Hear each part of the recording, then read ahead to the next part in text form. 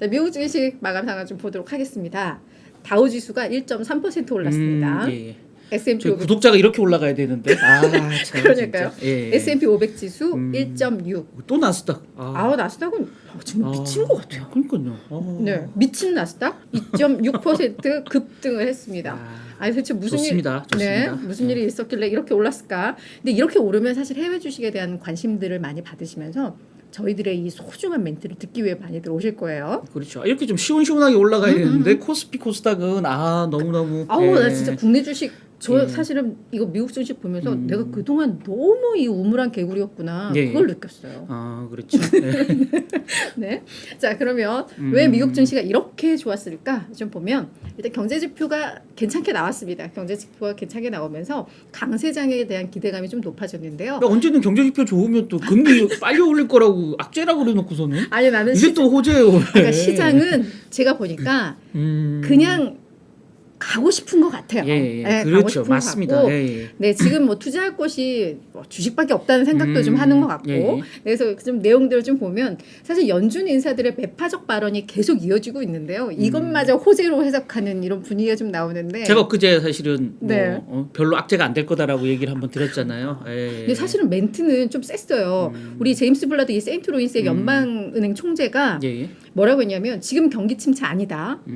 그리고 인플레이션이 잡혔다라는 게 확인이 아직 안 된다. 그래서 그렇죠. 예. 연내 기준금리를 1.5%포인트 더 올려야 할 수도 있다.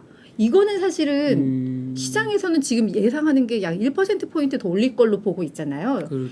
근데 지금 이제 3번 남았잖아요. 9월, 그러니까. 11월, 12월인데 1.5%포인트면 75bp를 두 번 두 번을 올린다는 한다는 거거든요. 거거든요. 와. 그럼 이거 진짜 예. 센 거예요. 그래서 시장은 지금 50, 25, 25 이 정도 생각했는데 예. 그게 아닌데 근데 시장에서는 예. 경기 침체 아니다만 봐.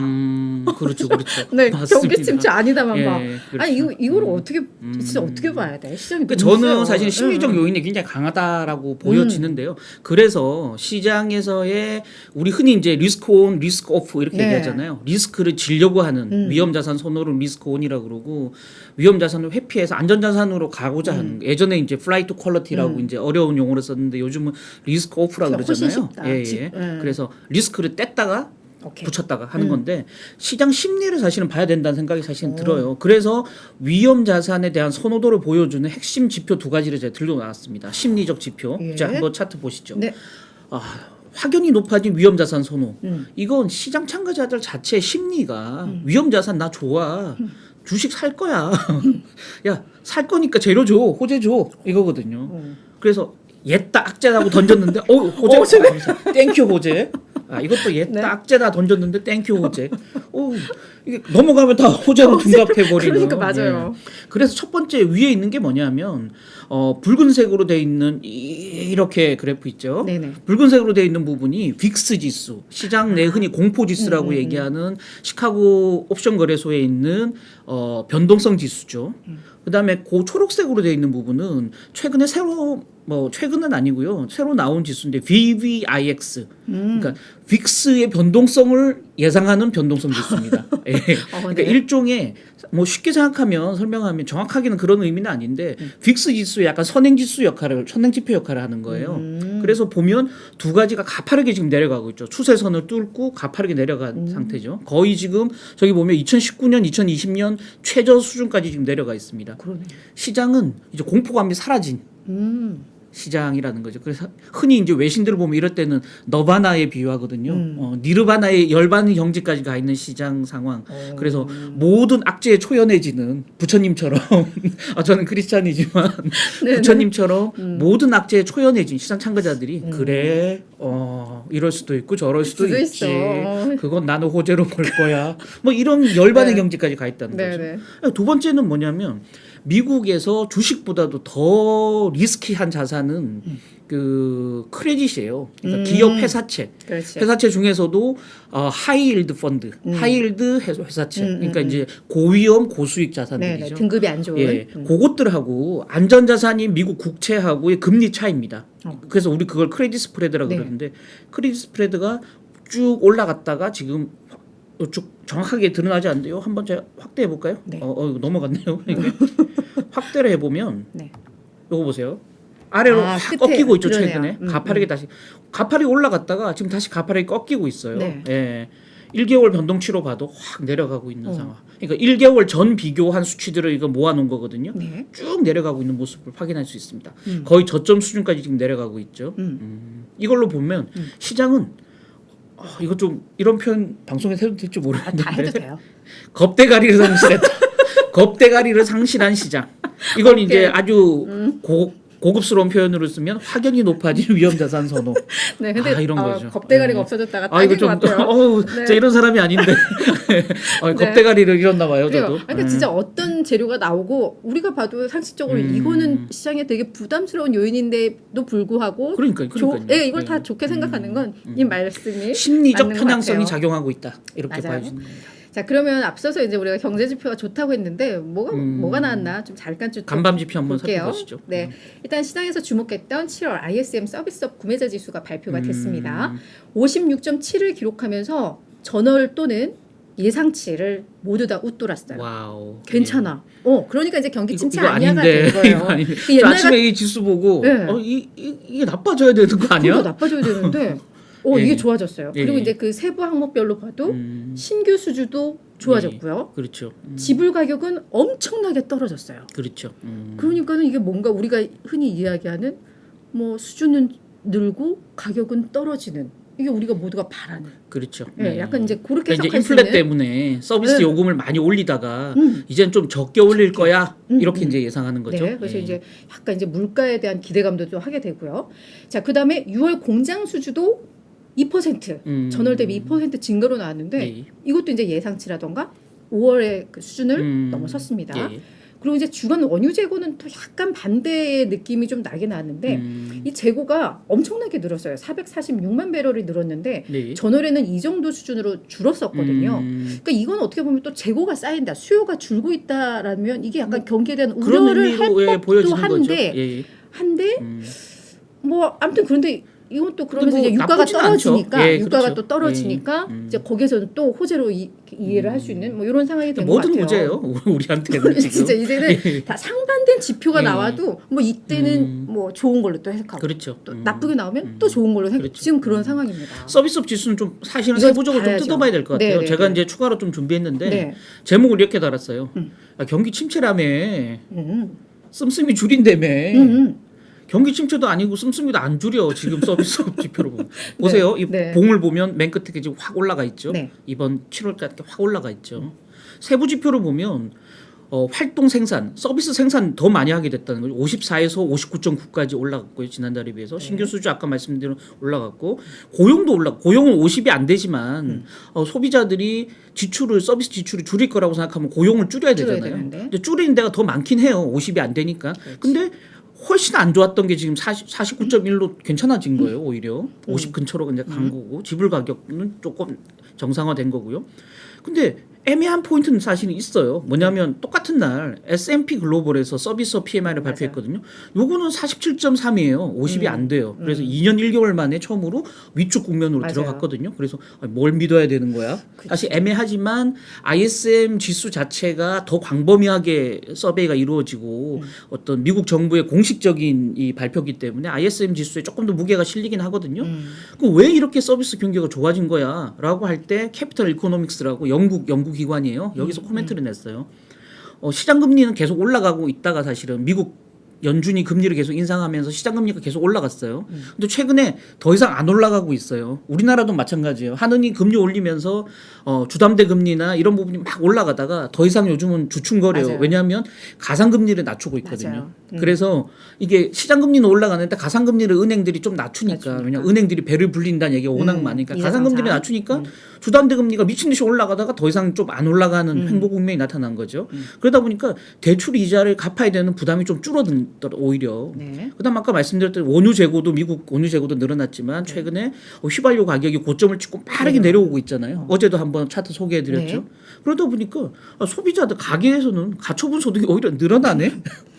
이자 부담이 확 늘었다가 다시 줄고 휘발유 가격이 확 올라갔다가 뚝뚝 떨어지고 하니까 서비스 당장 지출을 줄일 필요가 없다라는 거예요. 그것 때문에 좋아졌다라고 이 캐피털 이코노믹스는 분석했다라는 거죠. 맞는 일리가 것 같아요. 있죠, 약간. 네, 일리가 예, 있어요. 맞습니다. 그럴 법합니다. 예. 자 이제 우리 그러면 어때 실적으로 넘어가려면 선배 다른 또 예, 하나 또 준비했습니다. 예, 네. 그래서 그럼에도 불구하고 우리는 항상 또 이게 빠져나갈 구멍을 만들잖아요. 예, 두 가지 포인트를 좀 준비했어요. 첫 번째는 어제 간밤에 RBC 캐피털 마켓이라는 데서 보고서를 냈어요. 거기 뭐냐면 지금 2분기 어닝 시즌 좋잖아요. 예, 왜냐하면 눈높이가 낮아졌기 때문에 시장 예상치를 상회하는 기업이 지금 벌써 77%가 네. 상회하고 있거든요. 네네. 근데 이거 자체가 시장 발목을 잡을 거다라고 지금 RBC는 예언을 한 거예요. 왜냐하면 2분기 눈높이가 낮아져서 시장 기업 실적이 좋은데 이 RBC 마켓은 지금 시장 참가자들은 이것 때문에 이익 전망치가 상향 조정될 가능성이 있다는 거죠. 서서히 앞으로. 왜냐하면 2분기 실적이 워낙 좋아서 좋았으니까. 야, 경기 침체라는데 이렇게 실적이 좋아? 야, 3, 4분기 실적 전망 올려. 그치. 이렇게 애널리스트들이 올릴 가능성이 있다라는 거죠. 그동안 과도하게 내려서 시장 실제 실적이 예상을 상회했다면 이제는 좀 덜 내리면서 오히려 높이면서 어닝 쇼크가 3분기 어닝 시즌, 4분기 어닝 시즌 올 수 있다라는 거예요. 이 사람은. 그래서 내년 이익 전망치가 나오는 시점부터 시장 변동성이 확 커질 수도 있다라는 게 RBC 마켓의 전망이라는 저것도 거죠. 일리 있다. 일리 있죠. 왜냐면- 그래서 제목을 이렇게 달았습니다. 양호한 어닝 시즌의 역설. 그래. 그리고 이제 어차피 네. 지금 계속 연준의 그런 긴축이 네. 점점 그 효과는 시차를 두고 나오니까 이제 맞습니다. 나올 때하고 또 맞습니다. 맞물리면 그렇죠. 이게 오히려 그래서 이제 9월에 이제 뭐 증시가 맞습니다. 고꾸라질 수 있다. 예. 뭐 이런 것들을 또 그렇죠. 예. 네, 하나의 요 다음 이유가 되는 것 거는 같아요. 이 RBC랑 좀 상반된 내용인데 그래.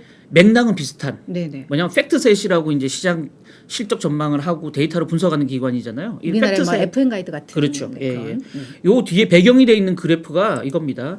S&P 500 지수에 편입된 기업들의 분기 EPS 주당 순이익 전망치가 실적 분기 첫 달에 어떻게 변했는지입니다. First month of quarter잖아요.